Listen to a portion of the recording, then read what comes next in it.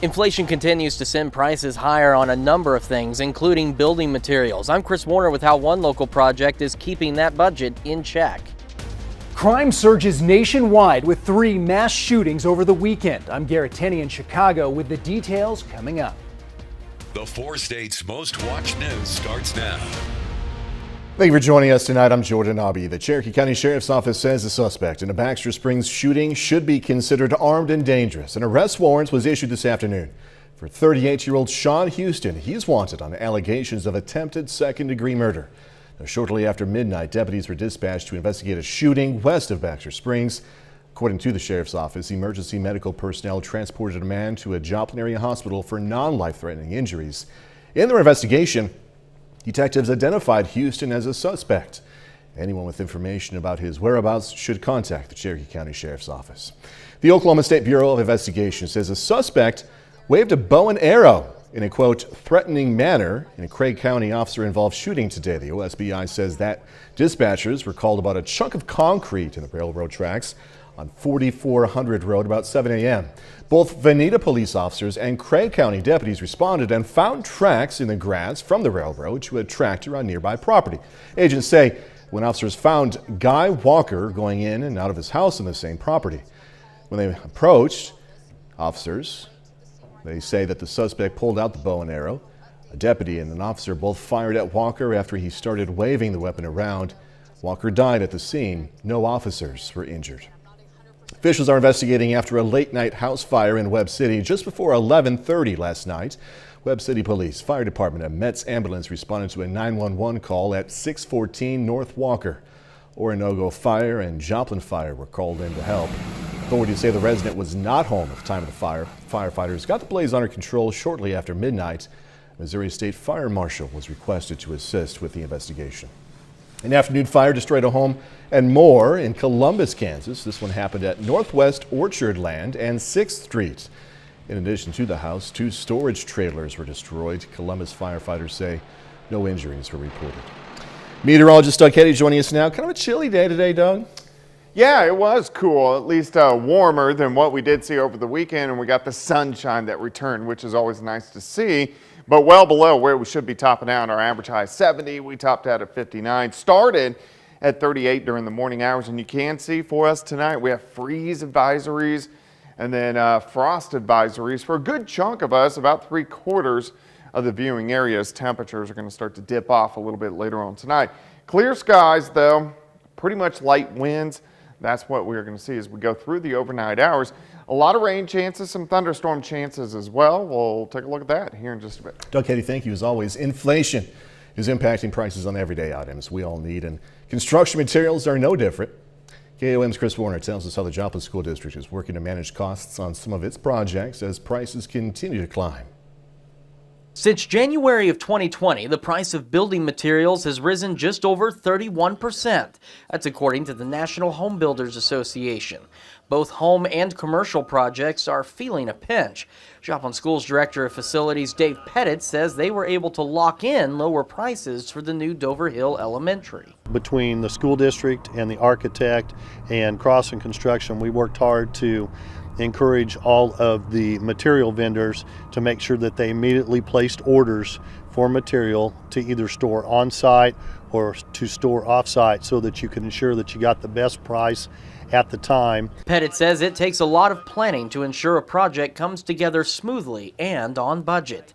Another thing that we do is competitively bid, which helps make sure that we get the lowest cost possible, or we use co-ops which have built-in competitive pricing within those items as well. While things are on budget there, emergency expenses can pop up throughout the district. The great thing is that we have good vendors that we have great relationships with that know, with us being a school district, if things come up that are large enough that are emergency exercise in us approaching that in that repair or replacement, that they're usually willing to work with us and help us find a way to get that issue taken care of before it becomes very problematic. But even then, that could mean an HVAC unit bought in an emergency could cost considerably more than the same one ordered in advance for Dover Hill.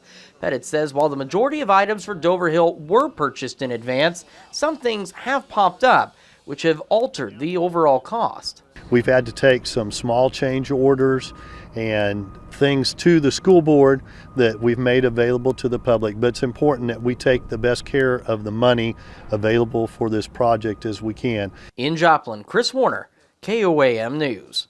Some bit of silver lining here. The National Home Builders Association says the cost of steel mill prices has declined nearly 10%.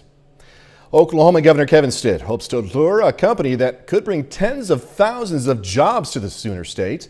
At a news conference today, the governor said he's asking lawmakers to expand the state's tax incentive program to entice companies that bring high-quality jobs to the state. Stitt did not identify, however, the specific company he's trying to lure, but indicated it's in the car manufacturing industry and that it would provide a lot of jobs. We can land some of these major companies and these major manufacturing facilities. It will have a generational impact on the state of Oklahoma. Some of the studies and the research that we've looked at can show a company of this size can create up to 70,000 direct and indirect jobs. Stitt says the state is looking at the opportunity to land one of the biggest factories in the nation. 3 mass shootings rocked the country this weekend. The violence comes as major cities see an uptick in crime. Fox News correspondent Garrett Tenney has more. Cities across the U.S. seeing a major spike in crime. In New York City, overall crime has increased about 44% this year. Here in Chicago, it's 36%. Over the weekend, 3 mass shootings taking place. On Sunday, Pittsburgh police say hundreds of people were at a home when shots were fired, leaving 2 teenagers dead. Even at 11:30 when we stopped by, it was very obvious that there was going to be a problem. In South Carolina, 2 separate shootings, including one at a bar that injured 9 people. And in the state capital of Columbia, 14 were wounded during a shooting at a shopping mall. The 22-year-old suspect is on house arrest and will be allowed by the judge to travel to and from work while wearing an ankle monitor if he posts bond. Today we are announcing the arrest of a second suspect, Marquise Love Robinson. We've also obtained arrest warrants for our third suspect. That is Amari Sincere Jamal Smith. The uptick in crime prompting calls for more law enforcement support. Philadelphia has seen almost 150 homicides this year, and now the mayor's recent budget proposal includes a nearly $24 million increase for police funding. The city's police union president says it's time to let officers do their job. The people in the community are suffering, so we want to go out there and do their job. People want to call 911 and make sure a cop's coming. On Sunday, New York City Mayor Eric Adams agreed that progressive politics are at least partly to blame for the nationwide crime surge we've seen over the last few years. In Chicago, I'm Garrett Tenney, Fox News. Russian missiles targeting a formerly safe western town in Ukraine, breaking what had been a sense of calm among residents and evacuees there. Ukrainian officials remain defiant, though, fighting in a Russian offensive in Ukraine's east that has just started. Fox News correspondent Caroline Shively reports now from Washington. Russia launched a new phase of its eastern offensive on Ukraine Monday, trying to break through defenses around multiple cities. I think we see the cruise missile strikes, the artillery strikes right across Ukraine as being part of the softening up, if you like, the preliminary operations before the major land strike, which will occur sometime in the next few days or weeks. In the south, a few thousand Ukrainian troops holed up in a steel mill in Mariupol, ignoring a Russian ultimatum to surrender. While in western Ukraine, missile strikes in Lviv killed at least 7. Some military analysts say Russia's disregard for human rights means it's time for the U.S. and NATO to make a decision. Are we going to continue to just slow roll this and ignore it, or are we truly going to give Ukraine the capacity to be able to not only defeat the Russians, but push them out of Ukraine in total, including the Crimea? Enough is enough. The United Nations humanitarian aid chief said no humanitarian ceasefires have been agreed to so far, but they are working with both sides. You need at least a 3-day window to enable proper, safe evacuation, things to happen. As yet, we have not got agreement on that. We should pray for the parties to understand the devastation that is happening as a result of the invasion of Ukraine. In the face of Russia's stepped-up military moves, Ukraine's president has made a key political maneuver, taking the first step toward an accelerated membership to the European Union. In Washington, Caroline Shively, Fox News. KOAM News at 9 on Fox 14 takes this time now to honor another four-state hero. Rick Crowder served in the U.S. Air Force. Native of Seneca, Missouri, Crowder spent time in Afghanistan, Iraq, and Turkey, earning several awards. We are proud to thank and salute Rick Crowder. He's tonight's four-state hero. Doug Hetty's next with a complete look at the forecast, and later, two of the top teams in the CNC playing a doubleheader.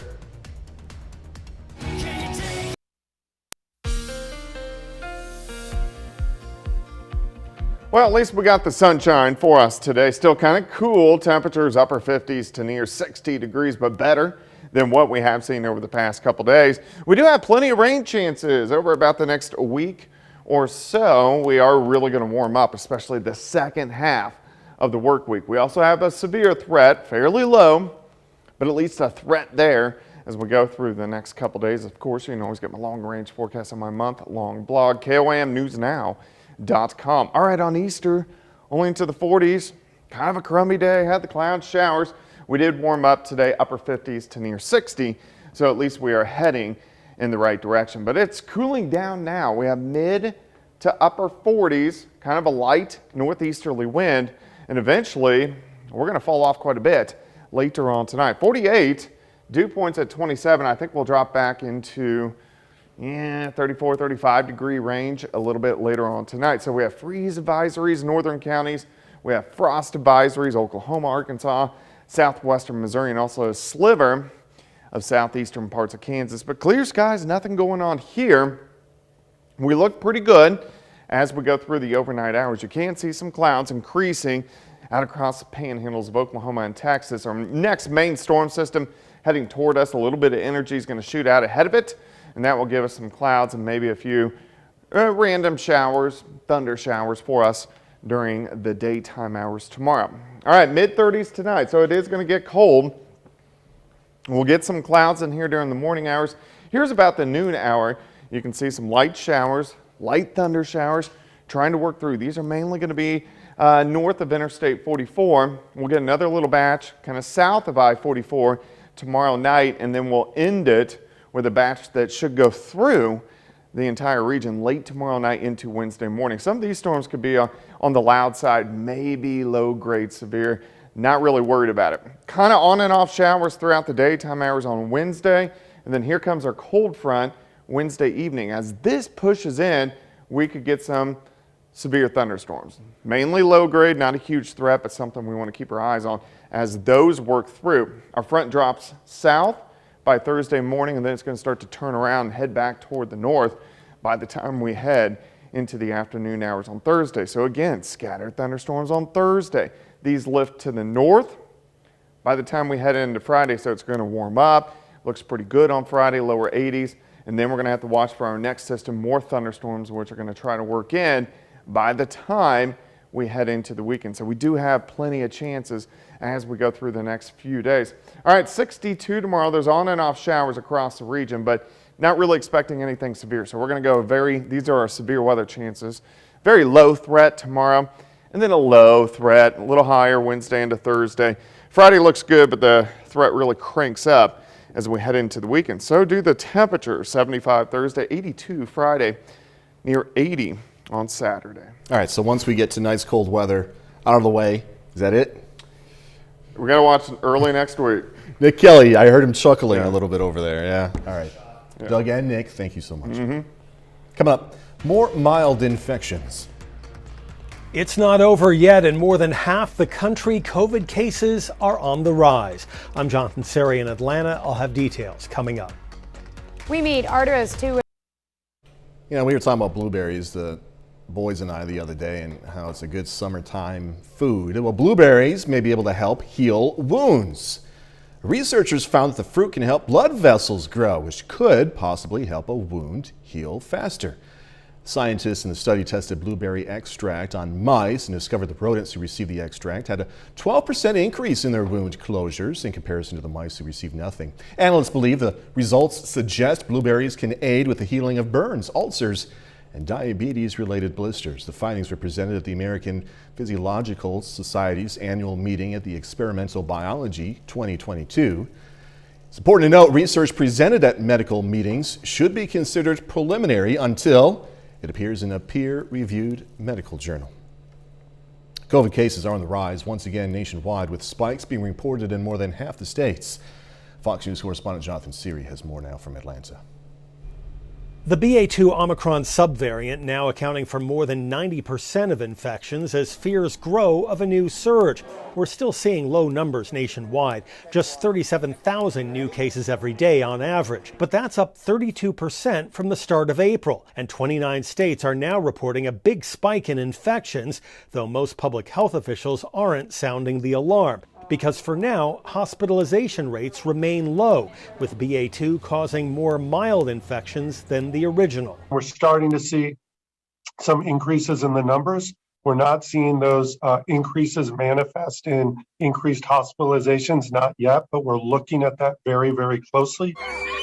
But it's a different story in China, where BA2 has prompted total lockdowns in major cities, including Shanghai, which is reporting its first COVID deaths of this new outbreak. The individuals were all senior citizens and suffered from underlying comorbidities. None had been vaccinated. The rise in cases prompting some officials to reinstate COVID restrictions. On Monday, Philadelphia becoming the first city to put an indoor mask mandate back in place. The White House says it supports the decisions of local officials, while also urging a transition towards a more effective long-term strategy. We really have to ask ourselves, what is the role of mandates moving forward? And we're going to need to assess each of these individual situations differently. On Monday, a federal judge struck down the Biden administration's nationwide mask mandate for public transportation. In Atlanta, Jonathan Sering, Fox News. As we just heard about, a federal judge in Florida today struck down that CDC mask mandate on public transportation. The Biden administration says the mask rule is not going to be enforced. This while federal agencies decide just how to respond to the judge's order. The ruling allows companies, cities, and states to make their own mask rule, if any rule, for now. The CDC recommended continuing the order for additional time, 2 weeks, to be able to assess the latest science in keeping with its responsibility to protect the American people. So this is obviously a disappointing decision. The CDC continues recommending wearing a mask in public transit. As you know, this just came out this afternoon. So right now, the Department of Homeland Security, who would be implementing, and the CDC are reviewing the decision. And of course, the Department of Justice would make any determinations about litigation. All right, still ahead. Look at how school districts across this country are grappling with how and if topics centering around race and sexuality should be discussed in the classroom. New studies show long nails could leave you vulnerable to fungus and bacteria that get trapped underneath. One study even found MRSA, an antibiotic-resistant bacteria that can cause serious infections in hospitals. Should the topics of race and sexual orientation be taught in the classroom? And if so, to what extent? Those are the questions generating debate across the nation as school districts re-examine their curriculums. Fox News' Kristen Mile has more on the changing landscape of American education and what it could mean for your child. Philosophies about how and what we teach our nation's school kids are under heavy scrutiny coming out of the pandemic as school districts grapple with how and if topics centering around race and sexuality should be discussed in the classroom. According to a new Associated Press NORC poll, roughly 40% of Americans agree with how current K-12 curriculums discuss race and sexuality. But the topics become polarized along party lines, with 40% of Republicans saying they're taught too much and 40% of Democrats saying they're not addressed enough. They're delicate and they're not as resilient as adults when it comes to different ideas and theories. And teaching them about racism may not help them. I want to know what I can do to help make sure that my daughter grows up viewing people equally, no matter what their differences are, no matter what they look like, no matter their gender presentation. The study comes on the heels of Florida and Alabama passing laws restricting conversations about gender identity and sexuality in the classrooms. And now at least 8 more states, including Arizona, Louisiana, and Missouri, are considering similar actions. These ongoing debates over school conduct are just one of the reasons homeschooling is surging in popularity. Data collected by the Associated Press found only 3% of kids were homeschooled before the pandemic. That number shot up by 63% from 2020 to 2021. And while the number of kids being homeschooled fell by 17% this year, the concept is still gaining traction. Chris DeMeo, Fox News. Taco pizza coming back to Taco Bell. Gonna hear about the launch dates next. Taco Bell is going to be relaunching its Mexican pizza. The chain removed the item in late 2020 as part of its plans to streamline its menu. And since then, fans have been mad. They've been pushing to get it back, with more than 200 signatures calling for the dish's return on a change.org petition. The item relaunches May 19th, but loyalty members are going to be able to order the Mexican pizza 2 days earlier on May 17th using the restaurant's app. I've eaten at Taco Bell. We were talking during the break. I don't remember that. I don't remember the taco pizza. I imagine I've had it before, but it's a taco pizza. I'll have to try it again. 30 more minutes, news, weather, and sports coming away. Corporate watchdog says several companies are unfairly profiting because of this pandemic. Promotional to premium. Quapaw Nation Emergency Management Team hosted a meet and greet along with their K-9 team. The management team showcased the training that their K-9 unit goes through, such as trailing and air scent tracking. This event was open to all missing and murdered Indigenous relatives groups in Kansas and Oklahoma. The unit aims to be a resource to these groups. Yeah, that's the whole point of all this is to try to get the word out there that we exist and we can help. I mean, that's all we're trying to do. The Quapaw Nation really backs our search team. I have not been told not to go on any jobs or anything like that. They always deploy me. I'm ready to go. Quapaw's emergency management helps people learn when to call them for help, when not to, also what information is needed by the team when people do call. Target beginning its semi-annual car seat trade-in program today. It allows you to trade in a used or damaged car seat for a coupon for 20% off another baby item in the store. The program runs through April 30th. Are hard financial times allowing some companies to unfairly make profits? One business watchdog says, yeah. Nonprofit corporate watchdog Accountable.us says some of the top retailers here in America are using inflation to raise prices and hugely profit. Accountable.us says it examined some top 10 financial statements, including CVS Health, Kroger, TXJ, the parent of TJ Maxx, Lowe's, and Target, saying the top 10 gained $99 billion collectively in profits. The National Retail Federation says retail profits will grow between 6 and 8% this year. U.S. natural gas prices hitting record highs. The last time prices were this high was back in 2008. The benchmark U.S. natural gas price rose by more than 7% early today. Last week, the Energy Information Administration said higher demand for heating left U.S. natural gas at the end of the winter at its lowest level in 3 years. By the end of March, the U.S. had the least amount of natural gas in underground storage in the lower 48 states since 2019. The U.S. power grid is ready for a significant investment, and who do you think is going to pay for that? Consumers need to brace for bigger bills. Energy executives are going to be plowing billions of dollars into upgrading the U.S. power grid system.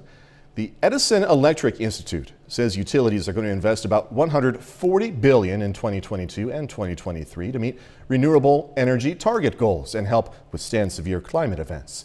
But execs say consumers need to be prepared for those higher bills, and as investments need to recoup spending. System upgrades will also see more solar panel and wind energy added as well.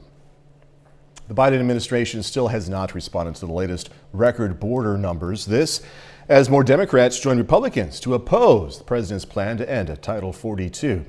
The pandemic Trump-era rule allows federal agents to quickly expel migrants who illegally cross the southern border. Leaders are worried lifting this rule is going to open doors to a flood of migrants entering our country. Lucas Tomlinson is at the White House. We need to address these high prices, and urgently. President Biden traveling to North Carolina and Iowa this week as inflation surged to a new 4-decade high of 8.5%. The president's approval rating sinking to an all-time low of 33%, as he struggles to deliver on key agenda items like lowering the cost of college, childcare, and prescription drugs. We know from the top of our government through the ranks, we all recognize that we have the capacity to do much better. With gas prices soaring across the country, the White House announced it would reverse course and allow new oil and gas leases on federal land, after the president signed an executive action just days after taking office, halting new drilling leases. The Department of Homeland Security said in a court filing Friday, encounters with migrants on the southern border now the highest in more than 20 years. And next month, the Trump-era public health measure that barred 1.7 million migrants from entering the country over the past 2 years will be repealed. ¿De dónde es? Venezuela. Last week, Texas Governor Greg Abbott made good on his promise to start sending migrants here to the nation's capital on chartered buses. The Biden administration and a lot of leaders in Congress have no idea about the chaos they have caused by their open border policy. Again, Lucas Tomlinson reporting. A bit later, apparently the Easter Bunny had one more trip to make. Fun-filled day here at the White House as they welcome back the Easter egg roll. I'm Mallory Rivera in Washington with all the details on the exciting day coming up. I need 2 bacon on.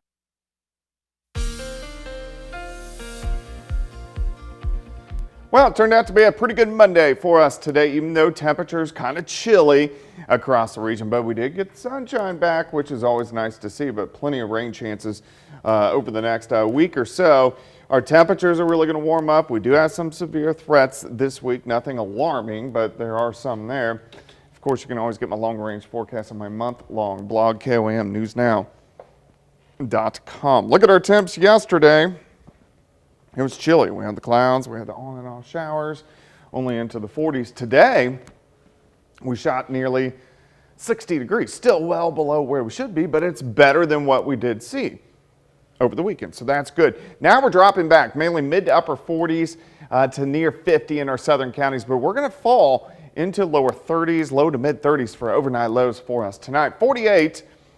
This number can't drop below that number. This number will come up some, probably 4 or 5 degrees, so we'll kind of end up with 100% humidity or a dew, which equals a frost this time of the year. So we have frost advisories across the region, freeze warnings really from Lamar north as our temperatures, most of us, drop near freezing.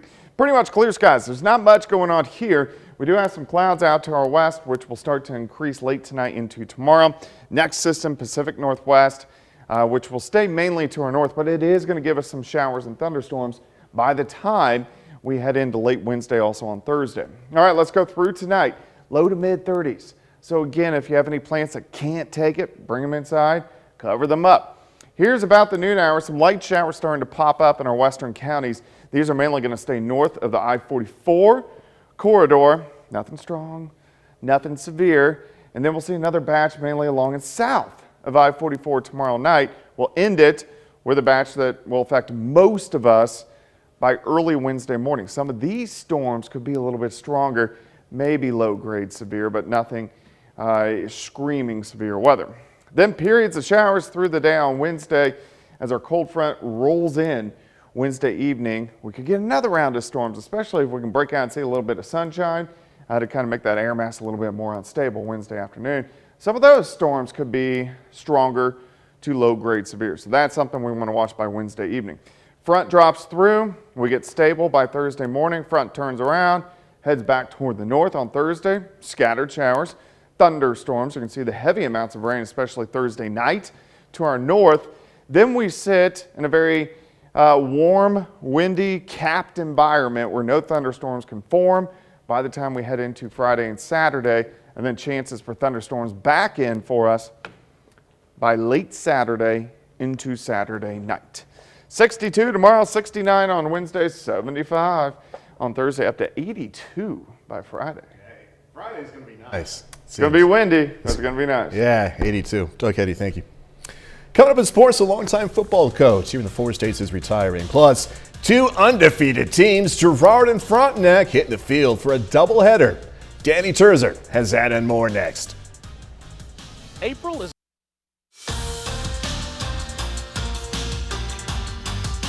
big softball matchup today, one that we've had circled on our calendars for some time now. Two undefeated teams hit the field for a doubleheader. The 8-0 Frontenac Raiders host Girard today. The Trojans are a perfect 7-0. First inning, Emmeline Seneca gets a base hit up the middle. Then bases loaded, Bailey Troike hits it into the shortstop. Sarah Goebel scores. Seneca caught between the bases. Raiders tag her for the third out. Bottom half, Abby Beeman finds grass in left. Heather Arnett, coming from second, scores to tie the game at 1. Next inning, Lexi Robinson gets her swinging to end the inning. As expected with these two teams, it was a close one. Girard hangs on to win 5-4. Neither team makes it out undefeated. In the nightcap, Frontenac earns the split. The Raiders take game 2, 8-1. The baseball teams are just as competitive. The Raiders enter the day undefeated. The Trojans have just one loss. Jeremy Rayo starts things off for Frontenac with a base knock out to left. 2-run score for the Raiders. Then Wyatt Foley finds a gap. Drake Brooks scores the tying run, 2-2. Extra innings now, top 8 Trevor Amershak drives one to left. That brings in 2 for the Trojans. Girard hands Frontenac their first loss of the season, winning 6-3.